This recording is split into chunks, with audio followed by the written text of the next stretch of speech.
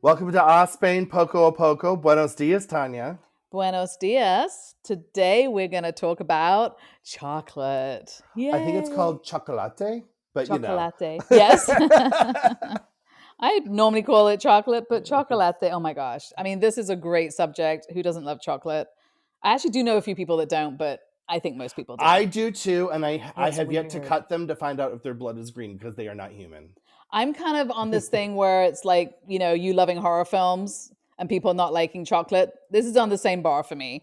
Oh, Like, I'm not that's. sure what to think See, I about like chocolate people. and horror films, so sorry. No, if you didn't like chocolate and you liked horror films, it would be like, oh my God.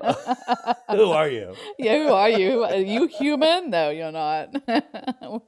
All right. Do you want to start? Well, I think, since we're doing a Poco on chocolate, it should be pretty obvious that Spain has something to do with this. Spain does have something to do with this, which, I mean, the more you learn, the more it seems obvious, but I love this too. I do too. I mean, Spain brought chocolate to the rest of the world, right? Hmm If it wasn't for the pillaging and plundering of the Americas, we wouldn't have We we wouldn't have wouldn't have chocolate. delicious treats. Yeah, so back in the 16th century, we have the Spanish conquistadors going over to the Americas and bringing things back. This chocolate in particular has been said that it is Hernan Cortez that was the specific person that brought it over, but there are some suggestions that there might be a Maya delegation in 1544. So we're not 100% sure, but we know it's around then. We don't know who the exact who was for certain, but we know it was the Spanish It was people. the Spanish people. Now they went and they brought the cocoa beans back from the Aztec Empire, and they already had a chocolate drink, but it was very bitter.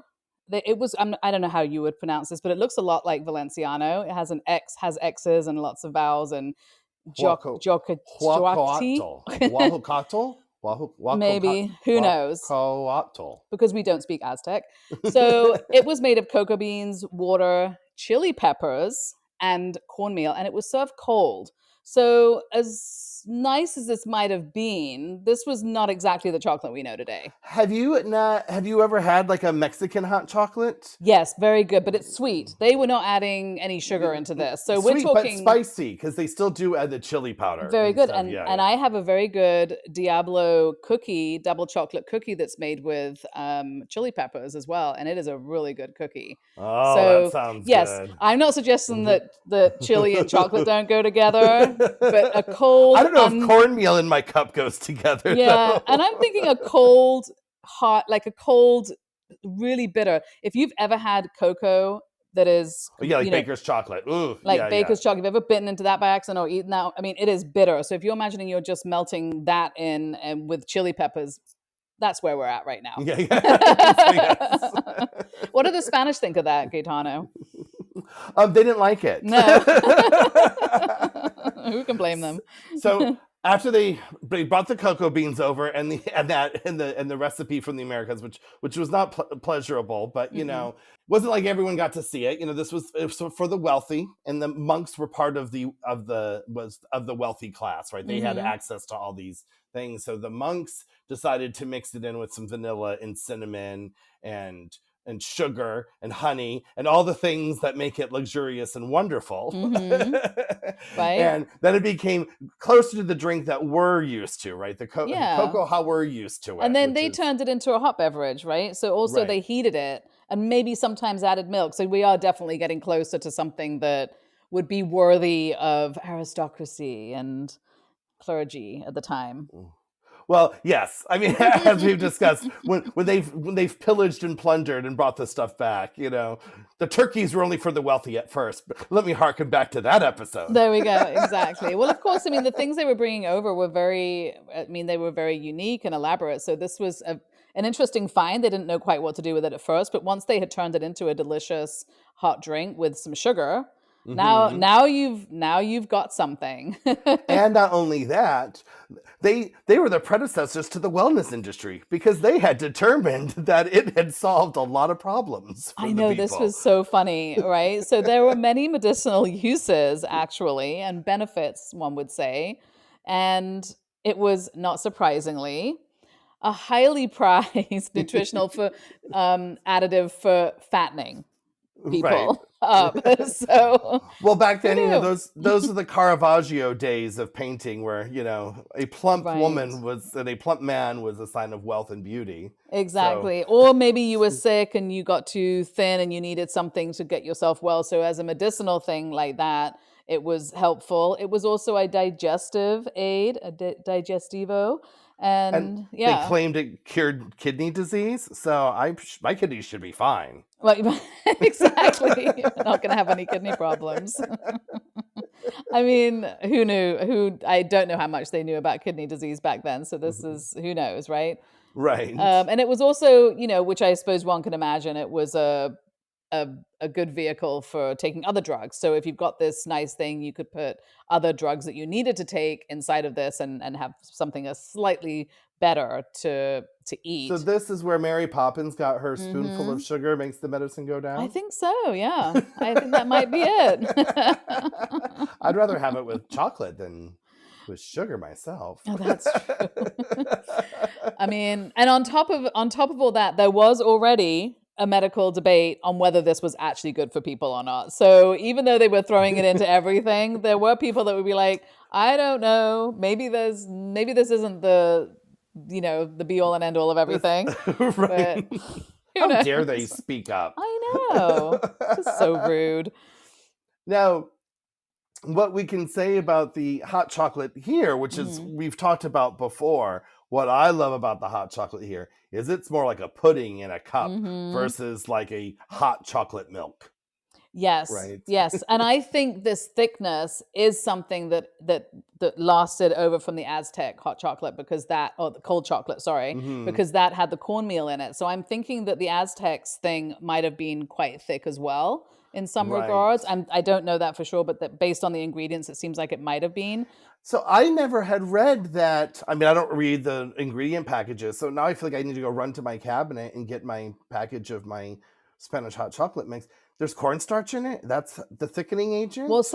there's some thickening in it because if you ever get it and then you try and reheat it, it's gelatinous. So Right. there's something in there obviously that's thickening it, and that thick texture, which is made with cornstarch or corn flour or something and added, is what makes it this beautiful thick hot chocolate that is very, very special to Right. Spain that you dip your churros in. I mean, we've had that. We went and got churros. We did that video on that we have up that's like, this was not the right hot chocolate because I dipped my churro in and it was like tea. And I'm like, Yeah. It nope. just absorbed it. It didn't coat it. No, Yes. it has to leave a thick coating on that churro. And that's the only way that can Right. work, You should, right? I feel like you should be able to stick your churro in it and it stands up and Mm-hmm. stays there, right? Almost. Yeah, for sure. That could be a good indication of whether that's working or not. So I think what I find really interesting about this, though, is that it was a secret in Spain. They kept it to themselves for almost 100 years or over 100 years, which I think is, I mean, It clever. is. It's amazing because, well, one, if you think the only people that had access to it was the royal family, the royals, and Hmm. then the monks. Well, the monks Right. were living up in a mountain, keeping quiet, so that was a Right. good place to keep your secrets. Right, exactly. So they're just like, this is too good to share, you know? We're just going to keep it to ourselves. And amazing that for that long, you think of 100 years, that's a long time. You would think, but what let the cat out of the bag was because they were all intermarrying, and then Right. then they had to go marry some German prince, and then they brought Hmm. some chocolate with them, and it spread all over Europe, and then the rest of the world. But Maybe that's this just is the beginning of why families don't share recipes to anybody, right? right. I mean, obviously the recipes were going with the marriages, which is very unusual, right? I mean, Right. it's like nobody shares their recipe, it's like buried with them. Right. And here are the Spanish giving away their recipes with their marriages and the dowries and whatever. So yeah, that made an end to it, and then it started spreading around Europe, obviously. No, this is a funny story, right? Or a funny little fun fact. Or we call this Hmm. a fun fact. Fun fact. So because Spain was the only route of like handling this trade, right? So Mm-hmm. they're the only ones that knew about the chocolate. They kept the chocolate to themselves. No one else in the knew. And I guess, like, when other countries would come across it, I read that, like, England mistook the shipments for like a bag of sheep droppings. Like, Well, I mean, it would look like that. I don't know what sheep dropping looks like. Yeah, bunny rabbit droppings, whatever, yeah, right? So I I mean, guess it so, just yeah. looks like I mean, I'm always amazed sometimes at how we have managed to get food out of certain things like coconuts and the cocoa beans too. I mean, they obviously didn't look like anything. And I Right, think if the Spanish maybe, I mean, I'm not saying the Spanish couldn't have figured that out too, but if they hadn't had already, the Aztecs had already done it sometime before, and then they knew that it was going to turn into something. I mean, right. you might Well, I never mean, the know. cocoa bean's huge, so they must have been having like the little cocoa nibs that they were seeing, Maybe. right? They Yeah, must they'd have just probably had. already broken it down, maybe. Yeah, they'd Yeah. already processed it for, probably So, because that would make it easier to ship across the oh oceans if it's yeah, already been probably. processed. Yeah, Yeah, maybe. So sheep droppings, cocoa beans, yeah. whatever. Cocoa nibs, Cocoa whatever. nibs, whatever it is. So yeah, so the thick hot chocolate, as we've said, is basically the legacy that is very much very Spanish. That's, Very I mean, Spanish, if you yeah. think of all the different countries that do different things with the chocolate, that's probably what they're more famous for, I would think. Hmm. And we And do have you know what the name of the chocolate town is? What our own Hershey, the Hershey, our own little. Pennsylvania of Spain? I did not know this. We might need a trip. Villa Joyosa in Very good. Alicante, That sounds chocolate great. town. Yeah, I think that's we're gonna. I mean, and there's also a few museums which I found, and I think some of them are quite close to us. Excellent. Well, there's the Valor Museum. So Valor is the Hmm. big chocolate. That's like Spain's. I hate to say Hershey's because it's so much better than Hershey's, It but is it so is. much better because But it Hershey's. is when you think of what is the national brand that is, and they have cafes Yeah, around this in all the it's cities, like and Cadbury's. Let's give it Cadbury's. yeah, I I would mean, agree it's with like that. it's a Yeah. good like national brand. If you go into the grocery store, it's one of the main chocolate brands where they have everything from almonds and chocolate and everything and big. So you'll recognize that if you've spent any time in Spain, any time Right. shopping in Spain for sure. For sure. Yeah. And they have a museum down in that Hmm. Villa Joyosa, which is near Alicante. So it's in Valencia, and the state of Valencia Hmm. had said that that is the chocolate museum of Valencia. Of So course, and no then imitations. Don't even try. and then you have a Museo de la Chocolata in Barcelona. Hmm. And that you can do workshops and tastings and you can try things and you can. I believe we talked about that in our Museums of I think Barcelona we might episode. have, and I was looking at the pictures and it looks really fun. Kids, adults acting as kids acting whatever, like you can have a lot of fun there, I think. Hmm. And the smells of that museum. I Oh think my you walk by the god. door. You Can just you imagine? mm. Now the one that's really close to us, Is Sueca, Swaka. very close. That's got to be only 45 minutes from here, I think. Well, if you have a car, can you take a train to Swaka? I don't know. Probably. I mean, it's probably on the way down. It's got to be close See, to a you're train. car people, I'm train people. So if I can't get there by train, I'm not seeing Bummer it. for you. I This one looks really fun. They have actually this would maybe be even more museumy. They have a lot of like machinery for chocolate making and old advertising posters, and you can actually see people showing you and how they craft chocolate. And this particular chocolate place, I think, is also somewhere where they are making chocolate, and they have a specific stone ground chocolate. That's what their specialty That's is. their thing. Yeah, That's so their you thing. probably, I mean, you couldn't leave any of those museums without a bunch of chocolate, I wouldn't imagine. No. So we do have our. If we want to talk about while you're here, you want to pick up some chocolate. What are our brands? What do you find? What I do you think like? And what do you like? So. I don't know that.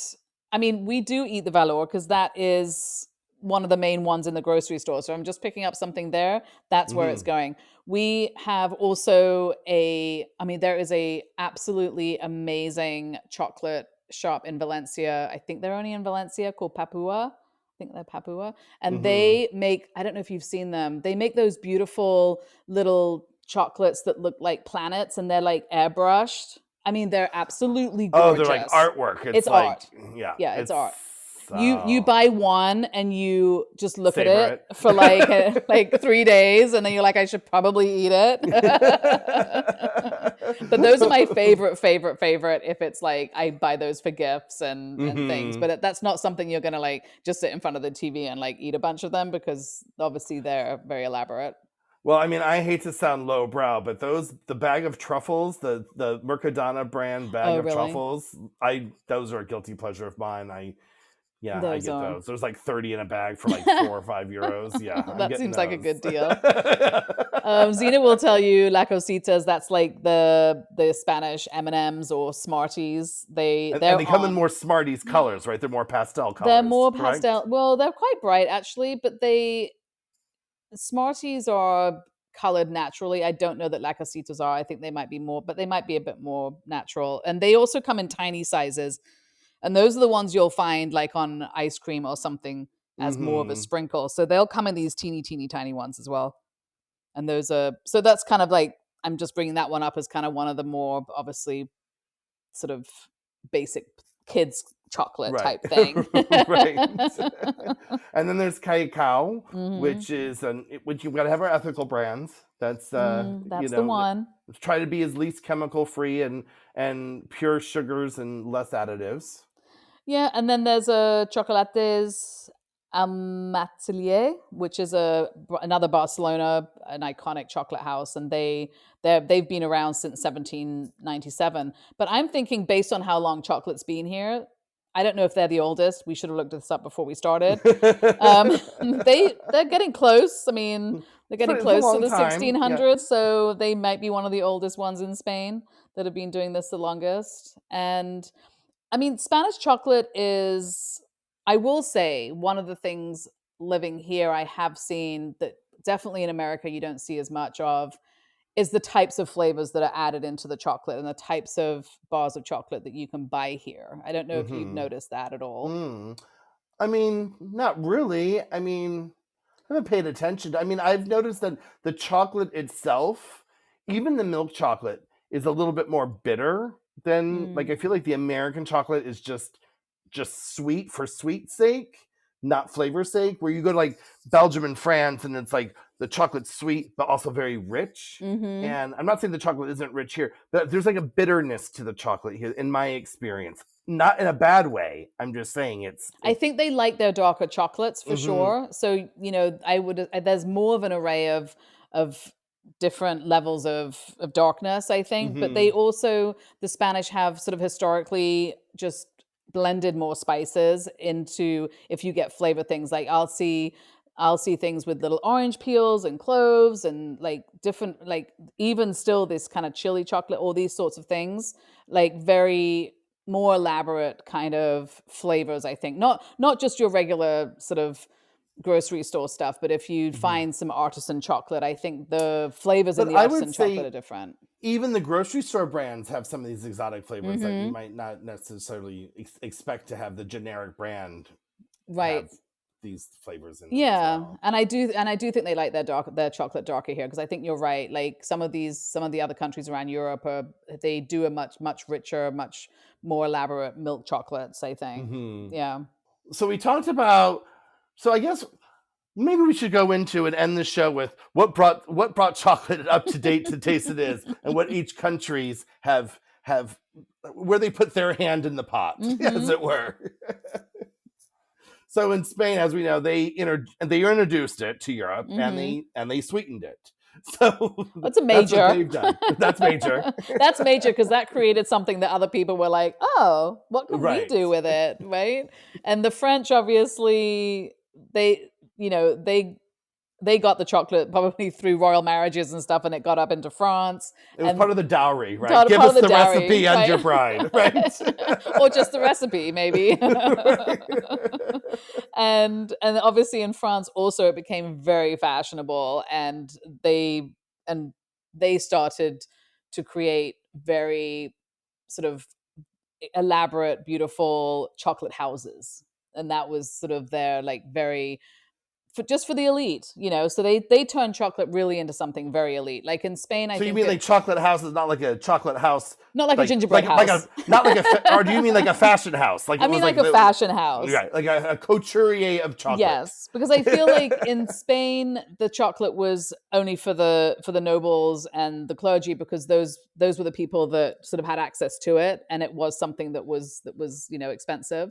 Yeah, so in France, basically, it was fashionable. They turned it into a fashionable thing, which of course would also be for the elite, but they really turned it into something very, very fancy, which I think the chocolate in Spain hadn't really reached fancy yet. It was just expensive.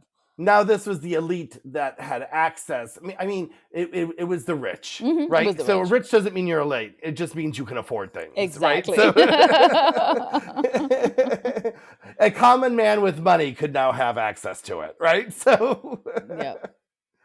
And then in the Netherlands, they perfected the processing of chocolate and cocoa powder, and I mean, thank you for that. Thank you for that. I was just going to say, I mean, this for me is the turning point. I mean, now you can put it in everything, right? Right.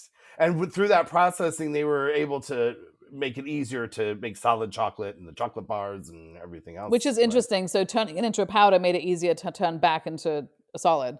So that was around 1828. And that recent? Wow, that seems... Yeah. I mean, I know that's 200 years ago, but still. It took a long time, I guess. Yeah. Well, at that point, now you're going into mass production, right? So you need sort of factory type things, probably more sort of machinery that maybe didn't exist before. And also now it looks like if you're turning it into cocoa powder and turning it into solids, it's probably coming down in price a little bit, because that I would imagine as well. So that's probably why it took so long, I would imagine. In England. Bring up jolly old England. That's jolly your old England. Just a little while after that, in 1847, by mixing cocoa butter, cocoa powder, and sugar, they created a chocolate bar. So that was a shift from drinking to just eating.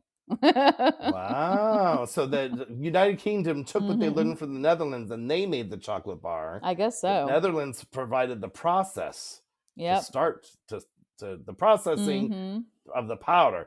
Wow. And now you can sit on your couch and eat chocolate. And then we end with Switzerland, which they just added milk powder and created milk chocolate. And thank you for that. That's what gives us that melt in your mouth, melt in your hands. And Rudolf Lindt invented what was called the conching machine. Well, I mean, we've all seen the Lindt chocolate. I didn't know that it went this far back and he had actually invented this machine, which I think I had no idea. So so this machine is what must be a processing machine that makes everything really smooth. And you were just saying at the beginning, that melt in your mouth, like smoothness that comes from, or no, I don't think you said smoothness, but that is what it is, right? Of this Swiss chocolate is the richness, and that is coming from the richness, and the smoothness is what really melts in your mouth. And that is what Rudolf Lindt had created, and they're still going pretty strong today, I'd say. You can find Lindt chocolates everywhere you go. Yes, you can. Really right here in Spain too. Everywhere. We have every now and again when they have, I think, sort of Easter and these things, when all these extra things come in, they have these buckets of those Lindt individual ones, and you can just kind of make your own bag of whatever flavors, because they have like, I don't know, 10 flavors or something of those little truffles. Yeah. Oh, they're so good. They are good. Well, I think I need to go eat some chocolate. Oh my goodness. Well, I think that's enough for our Poco today. I think so. I think we're going to go to the stores and get some chocolate. Absolutely. Till next time. Till next time. Adios. Adios.